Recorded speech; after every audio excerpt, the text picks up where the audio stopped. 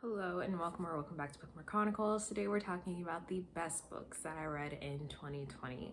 If you haven't seen it already, I did already do my worst books of 2020 and it was kind of a long list, but I will make sure I leave that video in the cards and in the description below. But let's talk about the good ones today. I'm not going to go into a ton of detail about all of these because I did do full reviews for most of them. And the first one is The Hunger Games by Suzanne Collins. I reread this trilogy in order to read The Ballad of Songbirds and Snakes, which ended up on my worst books of 2020, but I did still enjoy this reread. The world was still fascinating. I still enjoyed it and gave it 5 stars, so it definitely held up.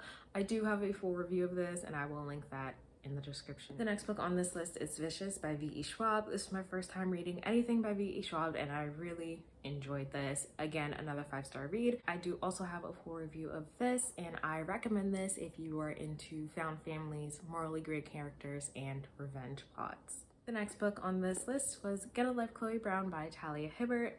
First time reading Talia Hibbert, absolutely loved it. My favorite in the series so far, and I do also have a full review of this one.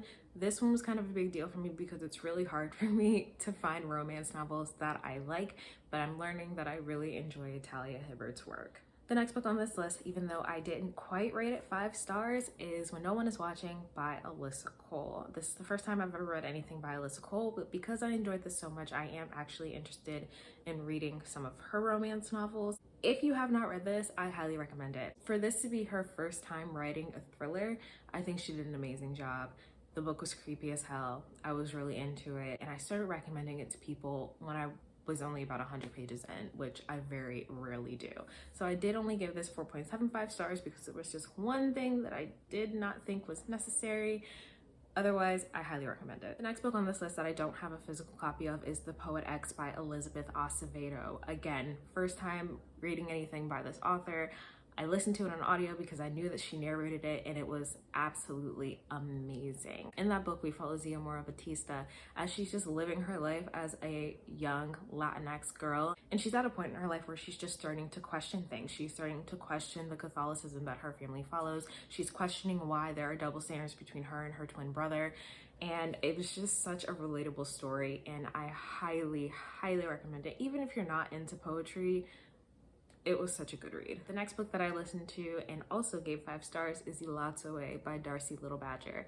This book is a young adult indigenous fantasy and there's so much tradition and lore and history built into it and I just absolutely loved everything about it. So we follow Elatsoe, who is 17, and she has the ability to raise the ghosts of dead animals. So her companion is the ghost of her dog Kirby. There are vampires in this book, which I was not expecting, but it was very cool. And you learn a lot about Lip and Apache culture, which is really great because obviously we weren't taught anything accurate about Native Americans in school. So I'm definitely looking forward to reading more work by Indigenous authors, especially by Darcy Little Badger. In this book, she also brings in her knowledge as a geoscientist and it just adds another very cool element to it. So if you have not read this, I highly recommend it.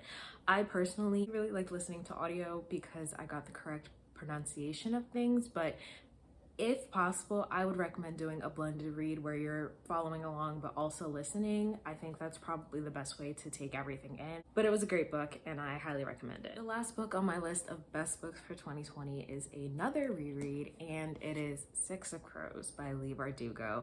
I did a reread of this with Dasha from Mythic Pages and at one point I said to her, I'm gonna be really upset if I don't enjoy this as much as I did the first time.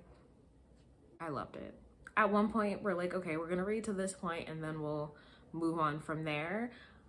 I was thinking that I needed to catch up and then I accidentally read too far and I went to the next section and I was like, I'm gonna stop because once I get into it, I literally cannot stop. I love the multiple perspectives and the heists and the characters and the found family.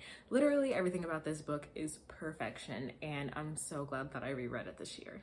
So those are the best books that I read in 2020. Let me know if you enjoyed these books, what some of your best books of the year were. Otherwise, that's all I have for you and I'll see you in the next video.